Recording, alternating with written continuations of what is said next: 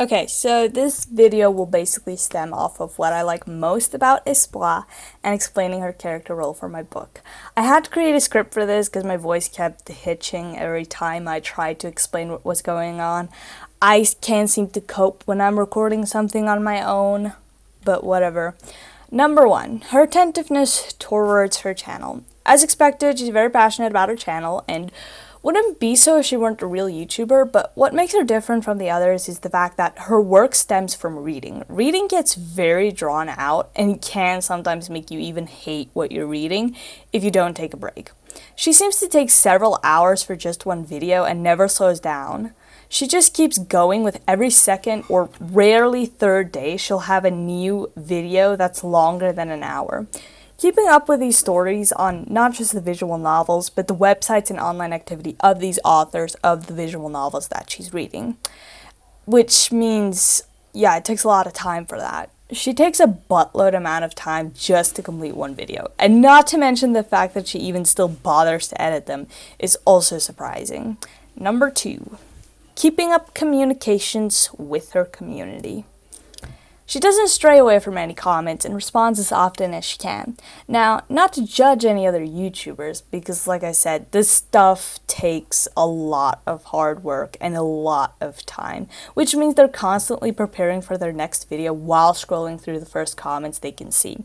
But unlike Super Horror Bro and other popular YouTube channels, she checks every comment. I can't specifically name popular YouTube channels because I don't know that many, which would be valid to add that she's a smaller channel, so it's possibly easier for her, but it doesn't change the fact that she even responds to comments that are left on her older videos, either liking them or commenting on questions. My main problem with being subscribed to a channel is that you're just another subscriber, and that doesn't change anything, which should be normal if you have a normal relationship with that YouTuber. However, parasocial relationships are so popular that some people, including me, feel that the person creating their content is constantly ignoring us, meaning me, and isn't really treating me and us like they know me and us, which is disrespectful and honestly uncomfortable for a lot of people who are trying to start their own channels without the extra chains attached. I'm talking about the YouTuber. It's disrespectful towards the YouTuber and uncomfortable for him at the same time. A YouTuber shouldn't have to respond to their comment section unless these fans have questions that are directed towards what the YouTuber is currently doing, or if they want to reply to a funny meme type of question. For example, somebody comments, "I'll do my chores," if YouTuber replies to this comment. YouTuber will then reply with maybe a winky face or a funny emoji saying, "Get to work," or something that pops up in the back of their mind to say something funny back. It's not a have to if you're a YouTuber, because some people do find it health risking to respond to too many comments because it takes a lot of time. Again, Espoir takes her time in answering the comments separately and offers the comment she likes the most with a like, and sometimes commenting. I don't really know. And I like how she's constantly just there to reply to a comment. Yes, if and when it gets delivered. I like having her see my comment and then getting direct response from her personality instead of her YouTuber persona. Which brings me to something I consider more of a problematic dilemma rather than something I would enjoy. Number 3, the persona of Espoir David. So, like most YouTubers, Espoir has her own persona. A persona is basically a false character created in the mindset of the person controlling the persona, meaning they can add whatever they want to this character and say it's real, and we'd never know if it's real or not. For example, I can tell everybody that I'm a butterfly lover who has a traumatic past with rainbow boots collection, and I like using pencil wood shavings to decorate my nails. Now, some people can create other personas like gothic personas, gay personas, or even personas that are more popular and trendy, which need to be real, otherwise it just feels fake. But you don't know it's fake. A persona is something completely separate from the person handling the channel. It's not the same as having a split personality disorder.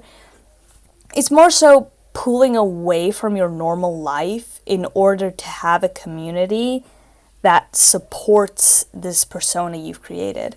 Espoir's persona is no different. We see her as this swooning female who keeps falling in and out of love with obsessive and demanding male characters. She's got a separate side to her that takes things more seriously when things take a darker turn, like situations involving where her obsessive stalker starts stabbing her, or if they create bodily injury, which happens a lot in these novels. With each of these visual novels, you'd think we'd get a little more and more insight on who she is, but nobody knew she had a husband until she decided to bring him on the channel. Even if she did bring him on the channel, for all we know, it's not even true that she is married, which is why building an obsession around a YouTuber is by far not only inappropriate, but stupid, because that person could be the complete opposite of who they are on screen. But regardless of that, Espoir is a wonderful persona that has its own problems, mostly relating to the fact that she welcomes any male character into her life without thinking twice. Luckily, the real version of her isn't the same, since I also didn't know she was married until that one video got posted. For all we know, she could be a serial killer. But regardless of that, her second persona is called Vide. The same persona, just with different goals. Vide seems to be the opposite of what Espoir is supposed to be, but still has a lot of the same regrets that Espoir has. She likes upsetting the characters in the visual novels until their breaking point, but nonetheless, she still has the same goal in mind, swooning over the characters that she communicates with. Yes. She has that habit, and that's just part of the persona of both Espoir and Vide. Therefore, creating the full persona, Espoir de Vide. And it's quite the interesting one as well. I could spend chapters and pages writing a script for what I think about her creativity on that part, but my drawing skills won't offer me that much time. But speaking on the matter of her persona, I think it's time I get into her character before this takes too long. Her position in one of my stories. I think a lot of people who saw the comment already know that Espoir is a Cupid, so as a Cupid she's generally a lovable creature, but not so likely. I like Espoir and I completely adore her approaches and reactions, but this story will dwell into the darker side of what Espoir could be capable of, so the story is going to be more gory than expected.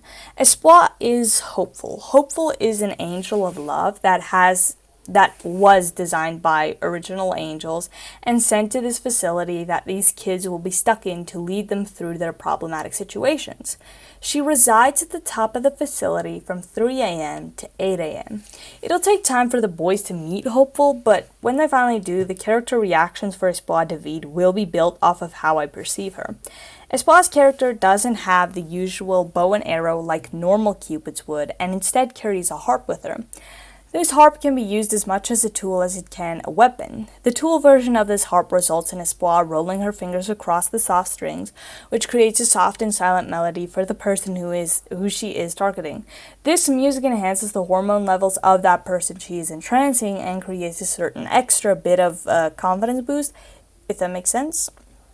Meaning he'll feel stronger in approaching his crush and telling her or him how he or she feels. I'm mostly just picturing a guy right now, but she can entrance both to have their feelings be known. As for the weapon side, the melody is as much love as it is hate, depending on who plays it. Vide is more potent with her instruments and has the ability to get students and adults alike to kill each other if it boils up to that point. Mostly, Vide won't use the harp unless she feels threatened. Vide is much more faster, stronger, and intelligent than Hopeful because of her lack of attachment. She doesn't express her purpose as well as Hopeful does, and therefore she remains mysterious and her movement is unpredictable. To the point, leaving Hopeful alone could cause the building to collapse. So Vide is attached to something called the pink pool. I'll go more into depth about the pink pool in the book if I ever choose to publish it, if I can figure out how to publish it.